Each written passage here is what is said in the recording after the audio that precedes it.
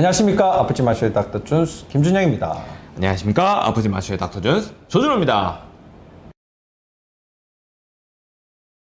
이 애들 때 겪었던 네. 것들이 뭐 어른에서도 나타나는 것들이 있죠. 뭐 3살 버릇 요람까지 간다. 네. 뭐 이런 말도 있긴 하지만 이게 되게 이제 애들의 전유물이다라고 생각을 네. 했었는데 어느덧 요즘에는 성인들도 그렇죠. 이걸 같이 갖게 되는 네. 그런 질병이 있습니다. 몇몇 가지가 있지만 그 중에서 오늘은 성인 ADHD 네. 활동성 및 주의력 결핍장애다. 네, 뭐 네. 이걸 오늘 설명을 좀 드리도록 하겠습니다. 네. 이 뭐 활동성, 네. 주의력 장애다, 네.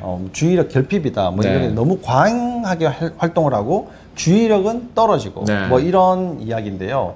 이게 요즘 성인들한테 되게 많이 나타나요. 원래는 애들 병이었었는데. 네.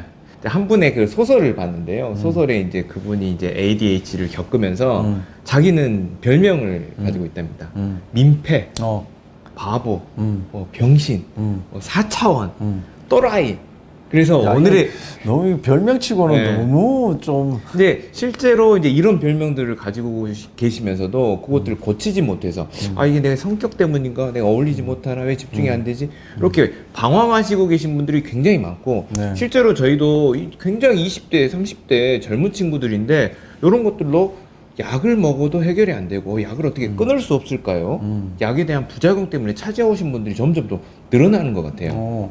이게 이제 뭐 ADHD 약물을 보통 이제 사용을 하는 게 요즘 이제 수험생들 뭐 할 게 엄청 많지 네. 않습니까? 좀 집중해서 공부를 해야 되는데 얘 왜 이렇게 공부를 뭐 앉아서 못해? 네네. 뭐 주의 결핍력 장애인가? 뭐 이렇게 해서 약을 먹게 되잖아요. 약까지 먹게 되죠. 네, 그런 약으로 이제 흔하게 쓰고 있으니까 ADHD가 좀 이제 좀 유명해졌어요. 네네. 그런 약들 때문에 수험생한테도 벌써 유명해져 버렸으니까.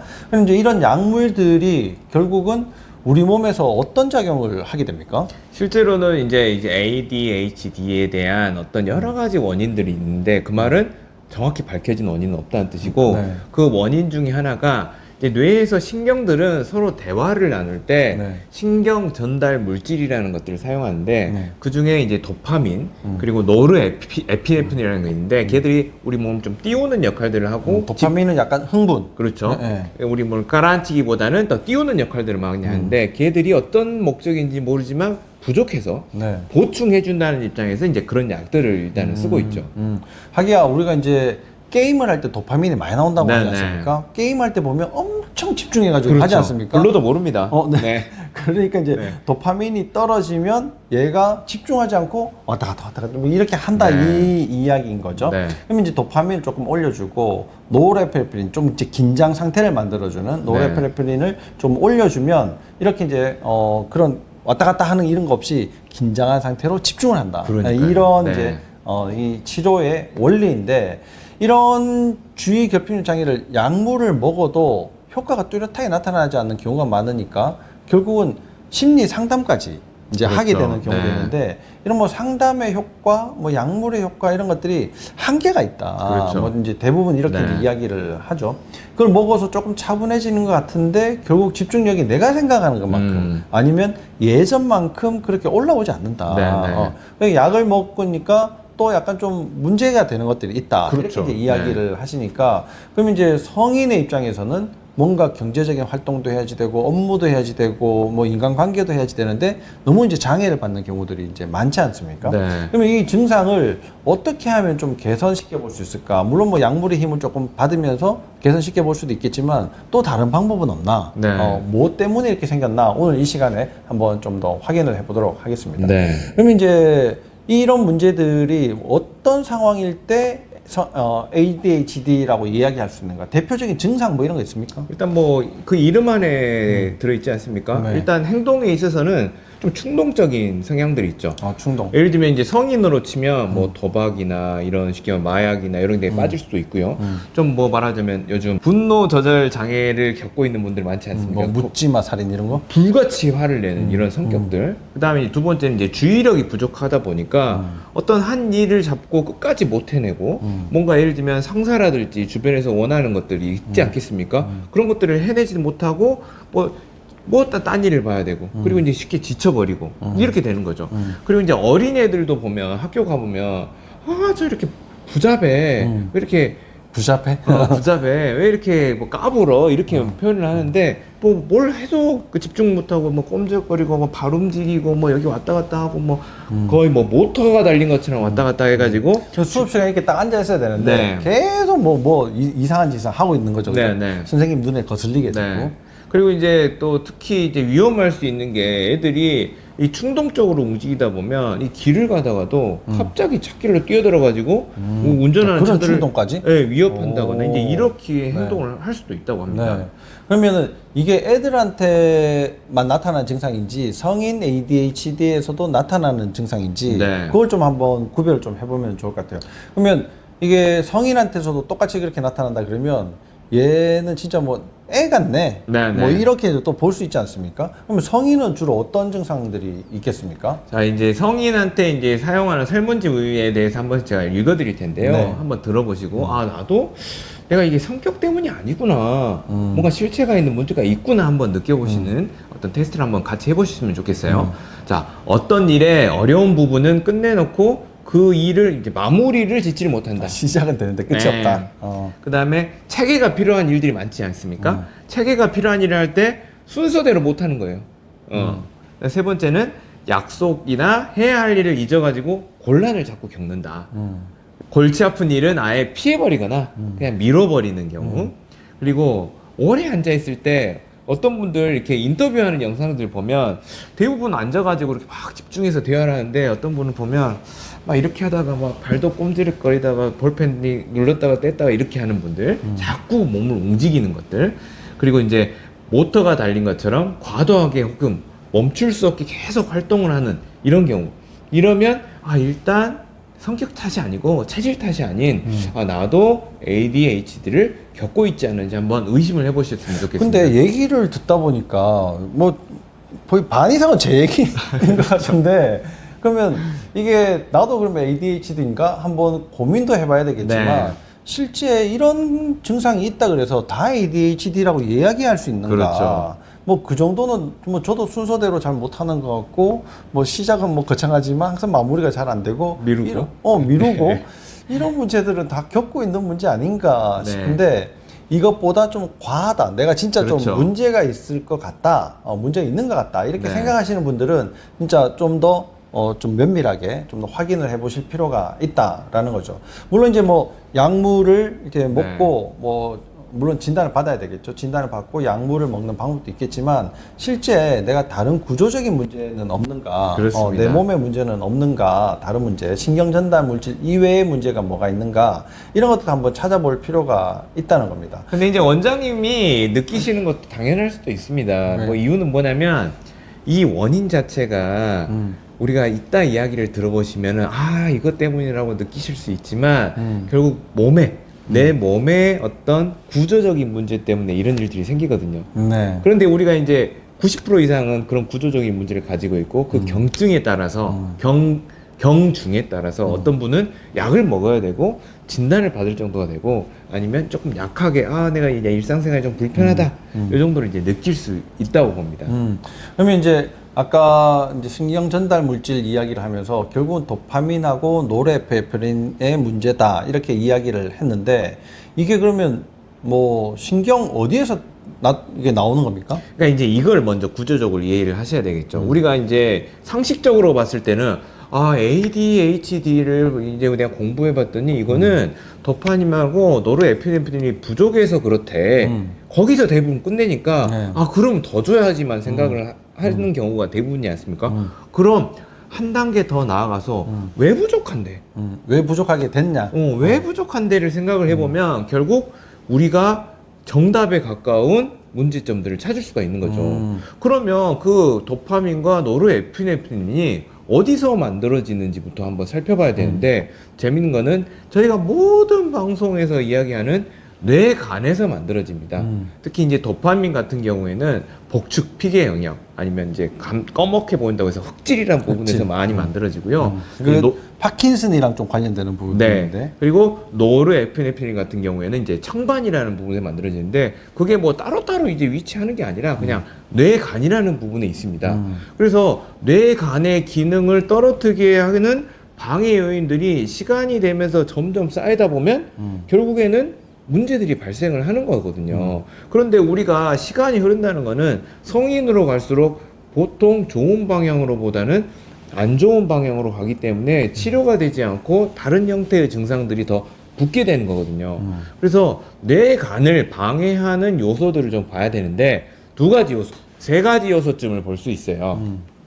하나는 뇌간이라는 신경 조직을 물리적으로 방해를 하거나 네. 아니면 얘들이 제대로 기능하려면 먹고 살아야 되지 않습니까? 혈액순환에 문제가 있거나 그리고 우리 뇌간의 신경 조직의 기능들을 회복을 시키고 하기 위해서는 뇌척수액도 중요하거든요. 그래서 뇌척수액을 방해하는 요소 세 가지 요소가 결국에는 뇌간의 기능을 망가뜨리고 거기에 따른 ADHD의 증상들을 사람 그 경중에 따라서 좀 다르게 나타날 수가 있다. 그러면 이제 뭐 혈액순환, 뭐 뇌척수액 이건 뭐 알겠어요. 뭐 네. 어떻게 돌아가는지 잘 뭐 모른다 하더라도 그건 뭐 들으니까 이제 뭐 단어가 있으니까 알겠는데 물리적인 방해 요소 이건 뭘 의미를 하는 겁니까? 자, 신경은 우리가 굉장히 부드러운 조직이거든요. 네. 어디에 그래서 취약을 하냐? 물리적인 어떤 압박이나 주변의 힘에 의해서 우리 신경의 기능들이 예민해지거나 떨어지거나 이렇게 안 좋은 방향으로 갈 수가 있습니다. 근데 뇌간이라고 하는 게 그러면 뇌 안에 이제 두개골 안에 들어있는데 네. 여기에 뭐 어떤 힘을 줘야지 그게 뇌간까지 전달이 됩니까? 그렇죠. 우리가 두 개 안에 있는 뇌와 우리 두 개 밖으로 나와서 척추 안을 중요하는 척수신경과는 연결이 되어 있고 그 연결이 된 게 뇌 척수액이라는 물에 둥둥 떠 있는 게 아니라 이 두개골과 척추뼈라는 물리적인 구조에 단단히 고정이 되어 있거든요. 그래서 두개골과 척추의 모양이 변형이 되면 뭐 펼쳐지거나 아니면 꺾이거나 돌거나 이렇게 되면 결국 그 안에 있는 신경에도 물리적인 악영향을 줄 수 있거든요. 그러면 뇌간의 위치가 어디냐? 이 두개골과 경추 바로 사이, 즉 상부 경추에 있습니다. 그래서 상부 경추가 돌거나 특히 펼쳐지거나 꺾이게 되면 결국 뇌간에 물리적인 압박을 주거나 물리적인 악영향을 주면서 결국 뇌간의 기능들을 나쁘게 만드는 거죠. 그러니까 뭐 뇌간이라는 곳에 혹이 생겨가지고 뇌간을 이렇게 밀치거나 이런 문제보다도 척추의 문제가 뇌간에 물리적인 영향을 준다. 네네. 이런 이야기네요. 네. 그러면은 그렇게 따지고 보면은 척추의 문제가 결국 혈액순환의 문제도 또 만들어내지 않습니까? 그렇죠. 이유는 뭐냐면 뇌간도 먹고 살아야 되는데 그럼 뭘 가지고 먹고 사냐? 척추동맥이라는 걸 먹고 사는데요. 척추동맥은 특징이 이 경추뼈 있지 않습니까? 네. 경추뼈에 구멍들이 옆에 다 나 있어요. 그래서 바늘기에 실 꿰듯이 이렇게 올라가거든요. 그리고 마지막에 아까 말한 상부 경추 부위에서 복잡하게 꼬여가지고 뇌간한테 이제 밥을 주거든요. 네. 근데 아까 말한 대로 이 부드러운 조직인 고무줄처럼 이 단단한 조직을 땡기거나 쥐어 틀거나 하는 이런 물리적인 척추의 모양의 변화는 뇌간으로의 혈액순환을 떨어뜨리는데 그럼 얼마나 떨어지겠어 이렇게 말씀하시거든요. 실제로는 이 혈액순환이라는 게 이 직경이 중요한데요. 이 직경이 반만 줄어도 거의 16분의 1 거의 흐르지 않는 수준으로까지 떨어져요. 그래서 혈액량 자체가 떨어진다. 네, 그래서 직경의 조그만 변화에도 아주 고급스러운 일들을 하기 위해서 내가 먹고 살아야 될 이런 신경 조직들에게는 아주 큰 타격이 될 수 있다는 거죠. 그러면은 뇌척수액이라는 게 결국은 뇌에만 있는 게 아니라 뇌부터 시작을 해서 척추를 타고 꼬리뼈까지 갔다가 네. 다시 올라왔다가 이렇게 계속 빙빙빙빙 돌아야 되는데 결국 뇌척수액의 문제도 그러면 척추가 만들어낼 수 있는 거 아닙니까? 맞습니다. 결국 이제 흐름 자체가 발생하기 위해서는 우리가 척추의 움직임이 필요하고 뭐 조금 더 나가면 뭐 호흡이라는 게 굉장히 중요하기도 하지만 결국 우리가 이 바깥에 있는 조직도 정맥을 통해서도 배출을 하고 림프를 통해서도 배출을 해가지고 찌꺼기들을 배출을 해줘야 되지 않습니까? 근데 뇌처럼 일을 많이 하는 애도 대사를 하면 찌꺼기를 뇌 림프를 통해서 밖으로 배출을 해야 되는데 그럼 어디로 배출할까 이제 점점점 잘 밝혀지고 있는데요. 이 코 쪽으로 빠져나와가지고 결국에는 목 림프를 통해서 빠져나가는데 자, 목 림프는 어디 조직에 파묻혀 있냐? 목 주변에 있는 근육에 파묻혀 있거든요. 네. 근데 근육이 이렇게 세게 눌러봐요. 그러면 빠져나가고 싶어도 못 빠져나가면서 결국 정체가 되게 되고 결국 그러면 오염된 곳에서 이런 신경세포들이 살 수 있게 될 수 있다는 거죠.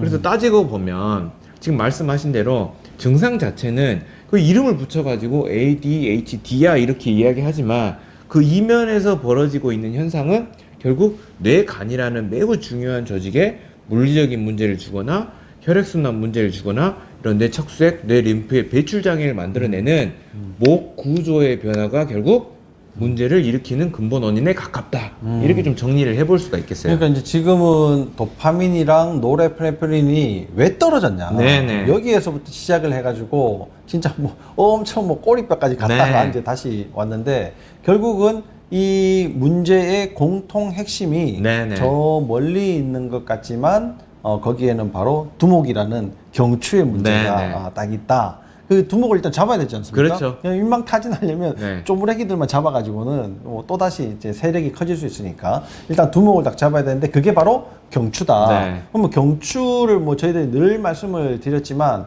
경추에 어떤 문제가 도대체 이런 걸 만든다는 말입니까? 너무나 흔하게 볼 수 있는 뭐 일자목, 오, 네. 거북목, 네. 그리고 뭐 코브라 목처럼 아예 뒤집어진 목들이 이런 문제들을 일으키는데 거기에 또 한술 더 떠서 이제 목의 문제의 변화를 일으키는 것들은 또 턱 문제들이 많이 관여가 돼 있거든요. 네, 턱관절. 네. 그래서 턱의 움직임의 문제들 이런 것들이 같이 돼 있습니다. 그래서 결국 모양의 변화 때문에 발생하는 문제 더하기 그 신경들이 예민해질 수 있는 관절의 불안정성이 모든 것들을 만들어내고 있고 이제 조금 더 나아가면은 목의 변화는 또 골반의 변화를 만들어내긴 하거든요. 그래서 전체 밸런스 속에서의 목의 문제를 점검해 가지고 그 모양을 잘 잡아주고 그리고 안정성을 확보해주면 여러분들이 겪고 있는 문제들을 약 없이도 치료할 수 있다.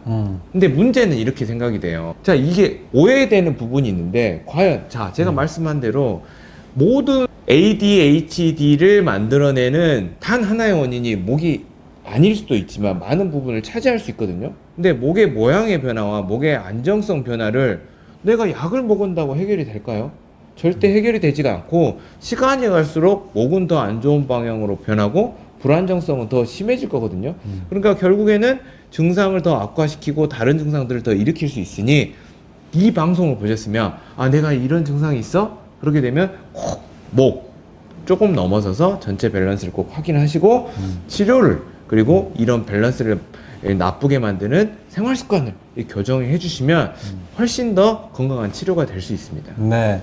이제 뭐 목 문제가 ADHD를 만드는 거야 이렇게까지는 네. 아니지만 그런 문제가 있다면 목의 문제가 반드시 있어야지만 된다. 네네. 동반이 되어 있어야지만 그 문제가 시작이 되고 그게 어느 정도 많이 드러났을 때 결국은 약을 먹거나 혼자 고생하거나 뭐 이런 대로 이제 네. 가지치게 된다 이렇게 이제 이해를 하시면 좋을 것 같습니다.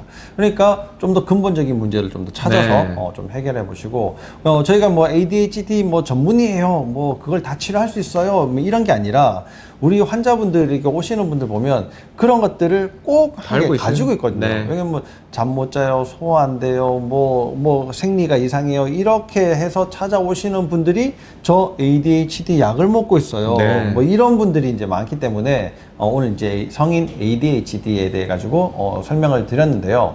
이 영상을 보시는 뭐 혹시 나 ADHD를 꼭 뭐 해결하고 싶어 이런 분들은 있다면 꼭 이제 목 문제를 한번 확인해 보시고 네.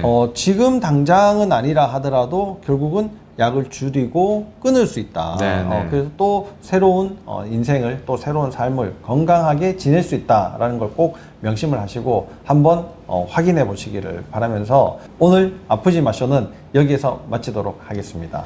감사합니다.